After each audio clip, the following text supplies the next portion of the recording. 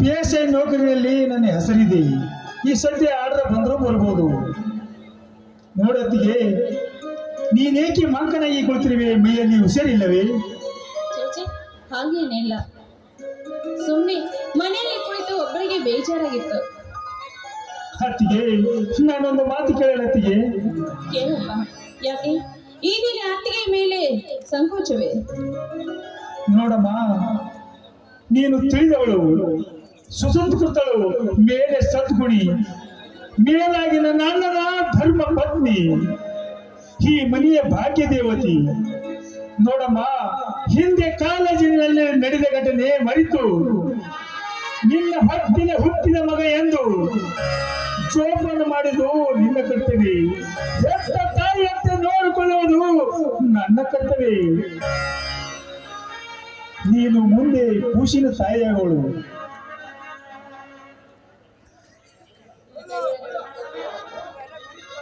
ಕೈ ಮೇಲೆ ಪ್ರಮಾಣ ಮಾಡಿ ನಿನ್ನ ಮಗನಂತೆ ಕಾಣುವುದು, ನಿನ್ನ ಕೈ ಚಿತ್ತ ಉಣಿಸಿ ನನ್ನ ತಾಯಿಯ ವಾತ್ಸಲ್ಯ ಪ್ರೇಮವನ್ನು ಹೋಗಲಾಡಿಸಮ್ಮ. ಇಷ್ಟೇ ತಾನೇ? ಆಗ್ಲಿ ಮೈದುನ, ನೋಡು, ನೀನು ಇಲ್ಲೇ ಕುಳಿತುಕೋ, ನಾನು ಒಳಗಡೆ ಹೋಗಿ ಅಡಿಗೆ ನೀಡ್ಕೊಂಡು ಬರ್ತೇನೆ.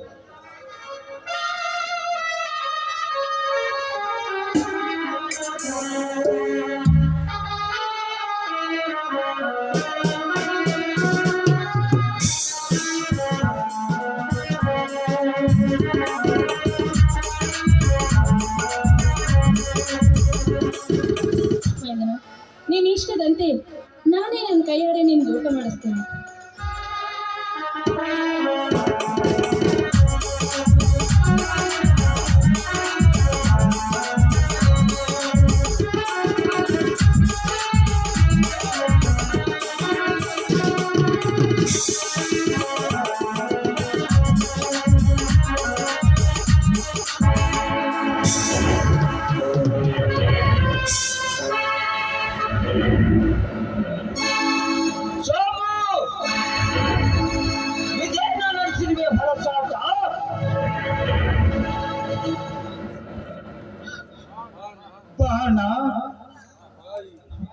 ತಾಯಿ ತನ್ನ ಮಗನಿಗೆ ಪ್ರೀತಿಯಿಂದ ಕೈತುತ್ತನೇ ಉಳಿಸಿದ್ದಾಳೆ. ಹತ್ತಿಗೆ ಹೆತ್ತಮ್ಮನ ವಾತ್ಸಲ್ಯದಿಂದ ಈ ನಿನ್ನ ಸೋದರನಿಗೆ ಕೈತುತ್ತನೇ ಉಳಿಸಿದ್ದಾಳೆ.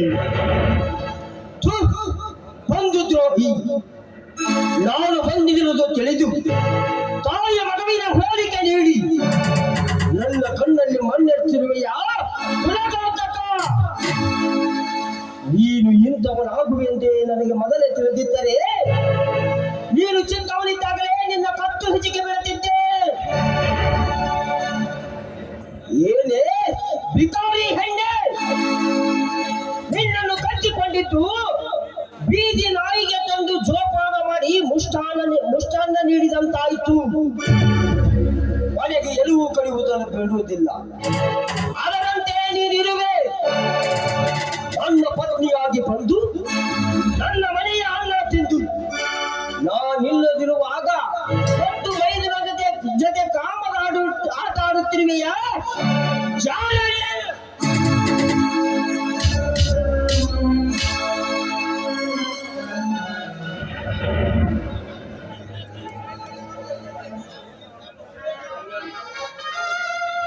ಸ್ವಾಮಿ, ತಪ್ಪು ನುಡಿಯಿದೆ, ಜಾರಿನಿ ಅಂತ ನಾನೇನ್ ತಪ್ಪು ಮಾಡಿದ್ದೇನೆ ಸ್ವಾಮಿ? ನಾನೇನ್ ತಪ್ಪು ಮಾಡಿದ್ದೇನೆ? ಅಣ್ಣ, ಏನಂತೆ ನನ್ನ ಅತ್ತಿಗೆಗೆ ದೇವತೆ ಅಂತ ನನ್ನ ಅತ್ತಿಗೆಗೆ ಜಾರಿನಿ ಎಂದು ಸಂಭಾಷಿಸಿದ ನನ್ನ ಅತ್ತಿಗೆಗೆ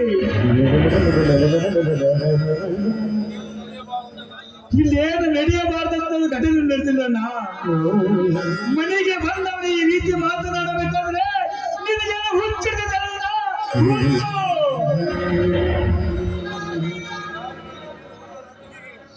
ಚಾರಣೆ ಎಂದು ನುಡಿದಿಲ್ಲ ನನ್ನ ಅತ್ತಿಗೆಗೆ.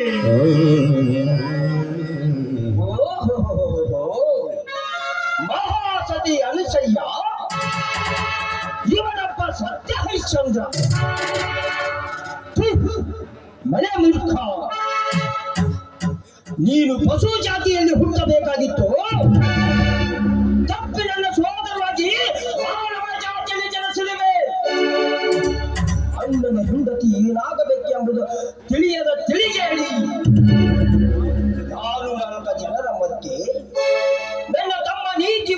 ವಿದ್ಯಾವಂತ ನೌಕರಿ ಪಡೆದು ನಮ್ಮ ಮನೆತನದ ಘನತೆ ಕೀರ್ತಿ ತರುತ್ತೇನೆ ಎಂದು ಹೇಳುತ್ತಿದ್ದೆ. ಆದರೆ ನೀನು ನಾ ಕಟ್ಟಿದ ಕನಸಿನ ಗೋಪುರ ನೆಲಸಮ ಮಾಡಿಬಿಟ್ಟಿಯ.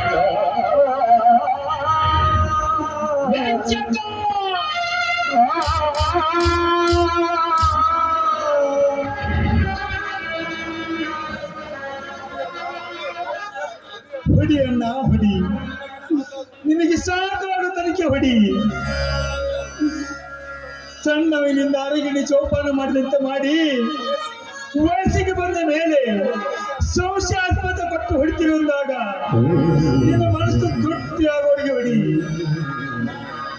ಒಂದೇ ಕಪಾಲವನ್ನು ಅನುಭವಿಸಿದ ನಾನು ಬಂಧುತ್ವಕರ ಪ್ರೇಮ ಪರಸದಿಂದ ಹೊಡಿತಿರುವಂದಾಗ ಮತ್ತೊಂದು ಸಾರಿ ಹೊಡಿಸಿಕೊಂಡು ನನ್ನ ಮನ ಕಟ್ಟಿಲ್ಲ. ತಪ್ಪು ನುಡಿಯುವ ನಾಯಿ ನನ್ನ ಅತ್ತಿಗೆಗೆ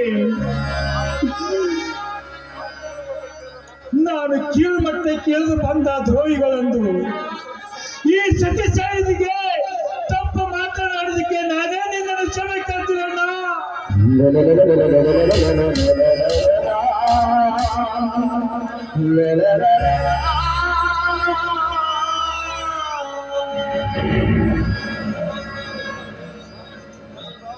ಎಷ್ಟಾದರೂ ಇವಳು ನಿನ್ನ ಪ್ರೇಯಸಿ. ಗಂಡನಿದ್ದಾಗ ಮಗ ಮೈದುನನೆಂದು ಸಂಬೋಧಿಸಿ ಗಂಡ ಮನೆಯಲ್ಲಿಲ್ಲದಿರುವಾಗ ಎಕ್ಕೆ ಬಿಚ್ಚಿ ಪುಕ್ಕ ಬಿಚ್ಚ ಕೊಬ್ಬೇರಿದ ಹಕ್ಕಿಯಂತೆ ವರ್ತಿಸಿ ಗಂಡನೆದುರಿಗೆ ಮಹಾಸಾಧಿವಿಯಂತೆ ನಟನೆ ತೋರಿಸುವೆಯಾ ಸೂಳೆ?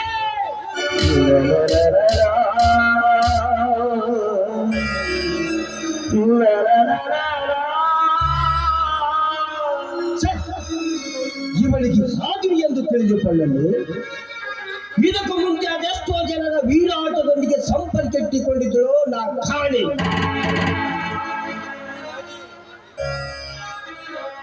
ಸ್ವಾಮಿ, ಇಷ್ಟೊಂದು ಸತ್ಯ ಹೇಳಿದ್ರು ನಿಮಗೆ ಕನಿಕರನೇ ಇಲ್ವಾ? ಕನಿಕರವಿಲ್ಲದ ಕಟಕನ ಕೈಯಲ್ಲಿ ಕುರಿಕೊಂಡಂತಾಯಿತು ನನ್ನ ಬಾಳು. ಕರುಣೆ ಇಲ್ಲದೆ ಮೈದನನ್ನು ಹೊಡೆದಿದ್ದು ಆಯಿತು. ತಾಳಿ ಕಟ್ಟಿದ ಹೆಂಡತಿಯ ಮೇಲೆ ಇಷ್ಟೊಂದು ಸಂಶಯವೇ? ನೋಡಿ, ನಾನು ನಿಮಗೆ ಅಷ್ಟೊಂದು ಬೇಡವಾಗಿದ್ರೆ ಒಂದು ದೊಡ್ಡ ವಿಷಯ ಕೊಟ್ಟು ಬಿಡಿ. ವಿಷ ಕುಡಿದು ನಿಮ್ಮ ಪಾದದ ಮೇಲೆ ಪ್ರಾಣ ಬಿಡುತ್ತೇನೆ. ಆವಾಗಲಾದರೂ ನನ್ನ ಜೀವಕ್ಕೆ ನೆಮ್ಮದಿಯಾದರೂ ಸಿಗುತ್ತದೆ.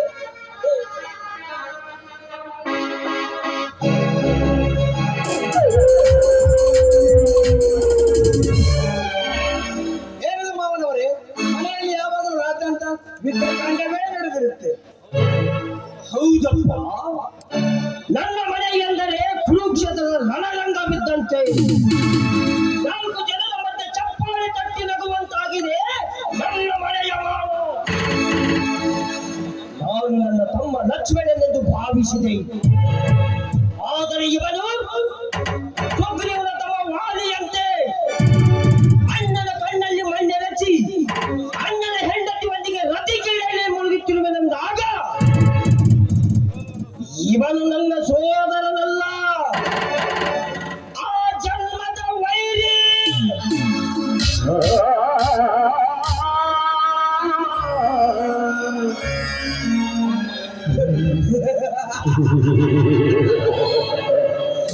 ಎಷ್ಟು ಜನ ಮಂಚು ಹಾಕಿದರೂ ಇಂತಹ ಸಮಯ ಸಿಕ್ಕಿರಲಿಕ್ಕಿಲ್ಲ. ಮನೆಯಲ್ಲಿ ಯಾರೂ ಇಲ್ಲದ ಸಮಯ ನೋಡಿ ಹಾವು ತಳಕು ಬಿಚ್ಚಾಡಿಸಿದಂತೆ ಆಡುತ್ತಿದ್ದಾರೆ. ಆದರೆ ನೀನು ಗರಡನಾಗಿ ಬಂದು ಆ ಸನ್ನಿವೇಶವನ್ನೇ ಬದಲಾಯಿಸಿ ಬಿಟ್ಟಿರುವೆ.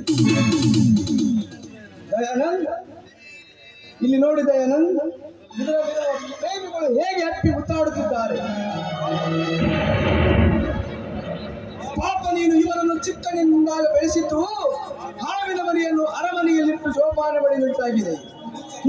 ನಿನ್ನ ಕೈಯಾರೆ ಹಾಲುಂಡ ಈ ನಾಯಿ ಈ ನುಣ್ಣುವ ತಟ್ಟೆಯಲ್ಲಿ ವಿಷ ಕಕ್ಕುತ್ತಿದ್ದಾನೆ ತಿಳಿದಿರುಕ.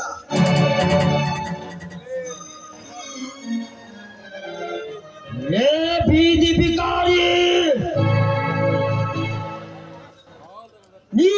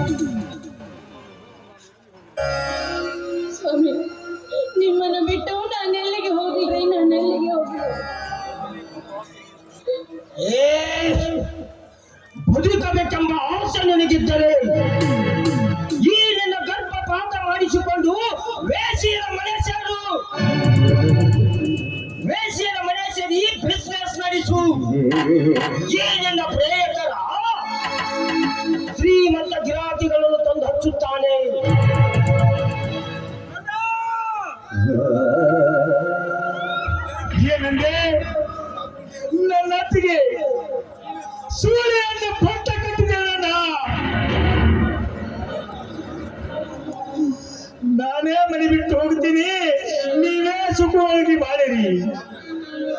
ಆದರೆ ಗರ್ಭವತಿಯಾದ ನನ್ನ ಅತ್ತಿಗೆಗೆ ಮನೆಯಿಂದ ಹೊರಗಟ್ಟಲೆಂದು ಈ ಬಿಸಿ ಉಸಿರಿನ ಶಾಪ ತಟ್ಟಬಾರದಂತೆ ಈ ಮನೆಯ ಸರ್ವ ನಾಶ ಆಗಬಾರ್ದಂಡ. ನೀನು ಕಲ್ಲದೆ ಕಟುಕನಾದರೆ ಅತ್ತಿಗೆಯನ್ನು ಮನೆ ಬಿಟ್ಟು ಹೊರಗೆ ನೂಕಲೆಂದು ಈ ನಿನ್ನ ಪವಿತ್ರವಾದ ಬಾಯಿಂದ ಹೇಳಣ್ಣ, ಹೇಳು.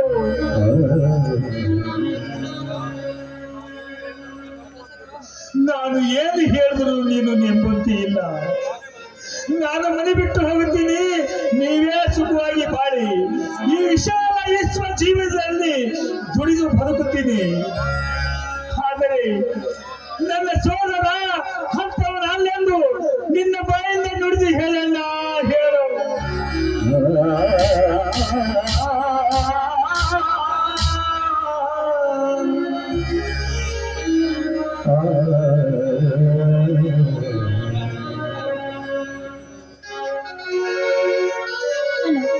ಸೋಮಶೇಖರನನ್ನು ಏಕೆ ಹೊಡೆಯುತ್ತಿದ್ವಿ? ನಿನ್ಗೆ ಹುಚ್ಚು ಹಿಡಿದಿದೆ ಏನನ್ನ? ಹುಚ್ಚು ಹಿಡಿದಿರುವುದು ನಿನ್ನ ಹಿರಿಯಣ್ಣನಿಗಲ್ಲ, ಹಿರಿಯ ನಾನಿನ ಅತ್ತಿಗೆ ಸೇರಿ ನಿನ್ನ ಹಿರಿಯಣ್ಣನಿಗೆ ಮತ್ತಿನ ಗುಳಿಗೆ ಕೊಡುವಾಗ ಸಿಲುಕು ಬಿದ್ದಿದ್ದಾರೆ. ಅದಕ್ಕಾಗಿ ಒದೆ ತಿರುತ್ತಿದ್ದಾರೆ, ಅದಕ್ಕಾಗಿ ಒದೆ. ಹಳಿಯನೇ ಮೊದಲು ಮನಿ ದೇವರೆಂದು ಹೇಳಿಕೊಳ್ಳುವಾಗ ನಿನ್ನ ಘಾತಕದ ಕೈ ಚಳಕವನ್ನು ತೋರಿಸಿಬಿಟ್ಟಿಯ ಮಾವ. ಅಂದರೆ ನಿನಗೆ ಎಂದೂ ದೇವರು ಮೆಚ್ಚುವುದಿಲ್ಲ. ಕೊನೆಗೆ ನಮ್ಮ ಮನೆತನಕ್ಕೆ ಸ್ವಲ್ಪವಾಗಿ ನಿಂತಿಯಲು. ಏನಂದ್ರೆ ಯಾರ ಗಟ್ಟ ಸರ್ಪ? ನಡಿ ಬಾಸ್ಟರ್.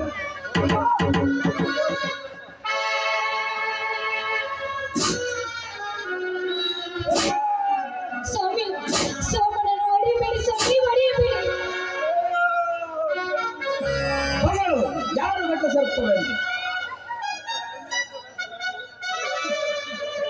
ಸುವರ್ಣ, ಮರ್ಯಾದೆಯಿಂದ ಒಳಗಡೆ ಹೋಗು. ಇಲ್ಲದಿದ್ದರೆ ಹಿರಿಯಕ್ಕನ ಚಾಳಿ ಮನೆ ಮಂದಿಗೆಲ್ಲ ಎನ್ನುವಂತೆ ನಿನಗೂ ಇವರ ಜೊತೆ ತೋರಿಸುತ್ತೇನೆ. ಇವರನ್ನು ನೋಡಿ ಕಲಿಕೆರೆ ಕೊಡುವೆಯಾ?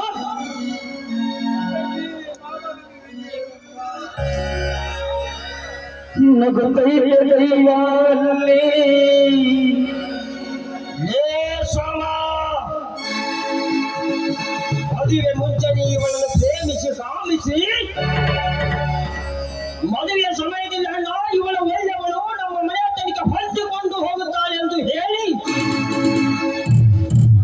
ನನ್ನ ಕೈಯಾರೆ ಇವರ ಕೊಳಲಿಗೆ ಮಾಂಗಲ್ಯ ಕಟ್ಟಿಸಿ ಜಾಲದ ಗರ್ಭವತ್ತನಿಂದ ಈ ಜಾಲಿಗೆ ನನ್ನ ಪತಿದೇವನಾಗಿ ಮಾಡಿ ಕೊನೆಗೆ ಎಡೆ ಉಣ್ಣುವ ಪ್ರೇಮದ ಪೂಜಾರಿ ನೀನು ಆದಿಯಲ್ಲೋ.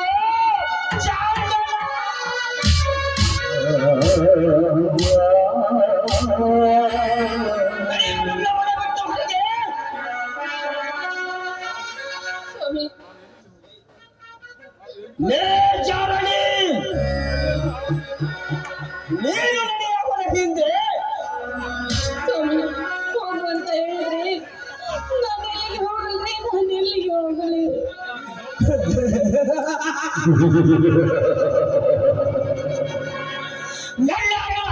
ಸ್ಮಶಾನ ಮನೆಯ ಹೊಂದು ಕೆಟ್ಟರೆ ಅಕ್ಕ ಸಾಲಿಗರ ಮನೆ, ಹೆಣ್ಣು ಕೆಟ್ಟರೆ ತವರು ಮನೆ. ನೀನು ತವರು ಮನೆಗೆ ಹೊರಟು ಹೋಗು. ಹೋಗ್ಲಿ ಬಿಡಿ ಸ್ವಾಮಿ, ನನ್ನ ಅತ್ತಿಗೆ ಗರ್ಭವತಿ. ಹೋಗು ಅಂದ್ರೆ ಎಲ್ಲಿಗೆ ಹೋಗ್ಬೇಕು ಅಣ್ಣ? ನಿನಗೆ ಕೈ ಮುಗುತ್ತೀನಿ. ಅತ್ತಿಗೆ ಈ ಮನೆ ಬಿಟ್ಟು ಎಲ್ಲಿಗೆ ಹೋಗೋದಿಲ್ಲ. ಒಬ್ಬನ ಸೀರೆ ಉಟ್ಟು ಮತ್ತೊಬ್ಬನ ಹೂ ಮಡಿದು ಎಲ್ಲೊಬ್ಬನಿಗೆ ಸಲಗು ಹಾಸುವ ಎಂತ ಫಲಸು ಸೂರ್ಯರು ಇರಲೇಬಾರದು.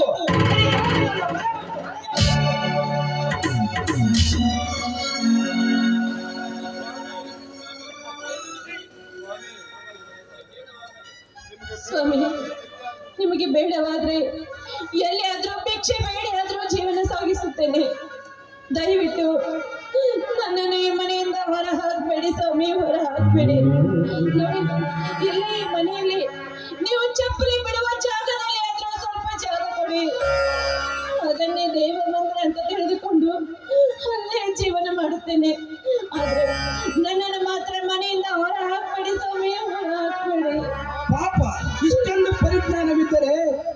ಈ ಮಟ್ಟಕ್ಕೆ ಇಳಿಯಬಾರದಿತ್ತು.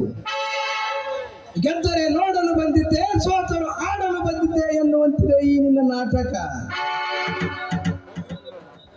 ಹೋಗ್ಲಿ ಬಿಡಿ ಸ್ವಾಮಿ, ಇದೊಂದು ಸರಿ ಕ್ಷಮಿಸಿ ಬಿಡಿ. ನನ್ನ ಅತ್ತಿಗೆ ಎಲ್ಲಿಗೆ ಅಂತ ಹೋಗ್ಬೇಕು. ಅವಳೆಲ್ಲಿಗೆ ಹೋಗಬೇಕೆ? ಇದೀಗ ಇವಳ ಸುಖ ತುಂಡ ಸಿಂಧೂರ ಲಕ್ಷ್ಮಣ ವಧೆ ತಿಂದ ಹೋದನಲ್ಲ, ಅವನ ಹಿಂದೆ ಹೋಗಲಿಕ್ಕೆ. ಇದೇ ನಿಮ್ಮ ಕೊನೆಯ ನಿರ್ಧಾರವೇ? ಹೌದೇ ಹೊಲಸೆ ಹಳ್ಳಿ.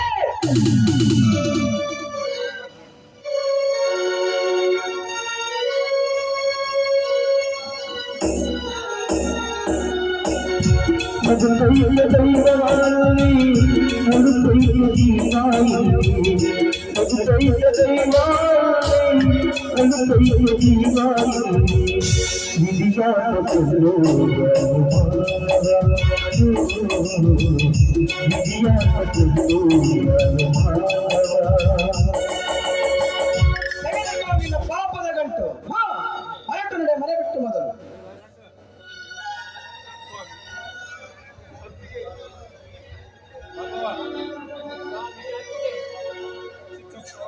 ಸ್ವಾಮಿ, ಚಿಕ್ಕಪ್ಪ, ಮೈದುನ, ಹೇಗಾಯ್ತು ನೋಡಿದ್ರೆ ನನ್ನ ಜೀವನ.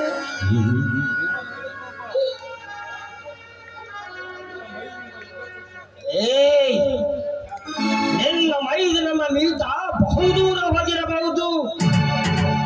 ನೀನು ಹೀಗೆ ಹೆಜ್ಜೆ ಮೆಲುಕು ಹಾಕುತ್ತಾ ನಡೆದರೆ ಅವನು ನಿನಗೆ ಸಿಗುವುದಿಲ್ಲ. ಬೀದ ಹೆರವಾದಿ ಬೇಗನೆ ಹುಡುಕುತ್ತ ನಡೆಯೇ ಎಲ್ಲ ಪ್ರೇಮದ ಪೂಜಾರಿಯನ್ನು.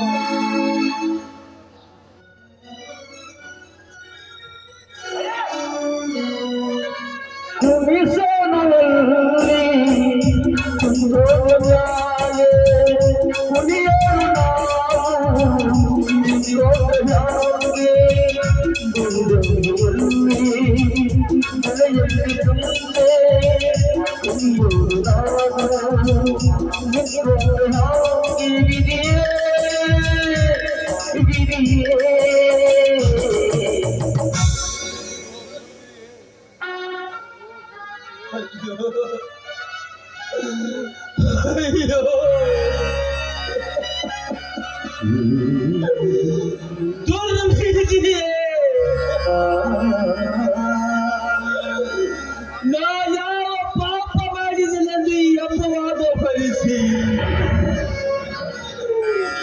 ನಾಲ್ಕ ಜನರ ಎದುರಿಗೆ ಮುಖ ಎತ್ತು ನಿಲ್ಲದಂತೆ ಮಾಡಿದೆ.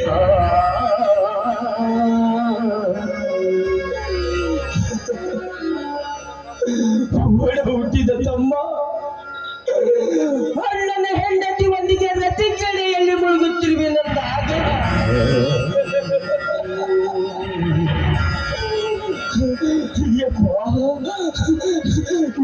ನೀನೆಲ್ಲ ನೋಡಬಾರದೆಂದು ನೀನು ಕಣ್ಣು ಮುಚ್ಚಿಕೊಂಡು ಹೋಗಿದೆಯಲ್ಲಪ್ಪ.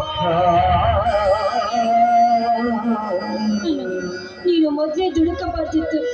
ಯಾರ ಅದೃಷ್ಟದಲ್ಲಿ ಏನಿದೆ ಎಂದು ಯಾರು ಬಲ್ಲರು. ಬಾಣ, ಊಟ ಮಾಡೋಣ. ಹುಚ್ಚಿ, ಅವನಿಗೆ ಊಟ. ಅವನ ಸೋದರ ಅವನಿಗೆ ಬುದ್ಧಿ ಕಟ್ಟಿ ಕಳಿಸಿದ್ದಾನೆ. ಇನ್ನು ಮಾಡಿಕೊಂಡ ಹೆಂಡತಿ ಕೈ ತುತ್ತಿನಿಂದ ಹೊಟ್ಟೆ ಉಪ್ಪು ಹಾಗೆ ತಿನಿಸಿ ಕಳಿಸಿದ್ದಾಳೆ. ಅವನಿಗಲ್ಲೇ ಊಟ. ಬಾ ಸುವರ್ಣ, ಇವನಿಲ್ಲಿಯೇ ಬಿದ್ದುಕೊಂಡಿರಲಿ. ಇಂಥ ಕರಿಮೆಗಳ ಜೊತೆ ಬೇಚಾಡಿ ನನಗೆ ಹೊಟ್ಟೆ ತುಂಬಾ ಹಸಿವಾಗಿದೆ. ಒಂದು ಗ್ಲಾಸ್ನಲ್ಲಿ ಬೋರ್ಬಿಟ್ಟು ಹಾಕಿಕೊಂಡು ಬಾ, ನಾನು ಕುಡಿಯುತ್ತೇನೆ. ಸ್ವಾಮಿ, ಇದೇನು ಹೇಳ್ತಾ ಇದ್ದೀರಾ? ನನಗೆ ನಾನು ಹೇಳಿದಷ್ಟು ಕೇಳಿಕೊಂಡು ನಡೆ.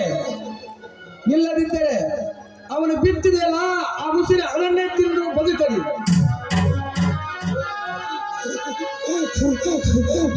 ಹೋಗಮ್ಮ ಸುಮಣ್ಣ, ಹೋಗಮ್ಮ. ಪತಿ ಮಾತು ಮೀರಿ ಪತಿ ಸಖಿಯಾಗಬೇಡ.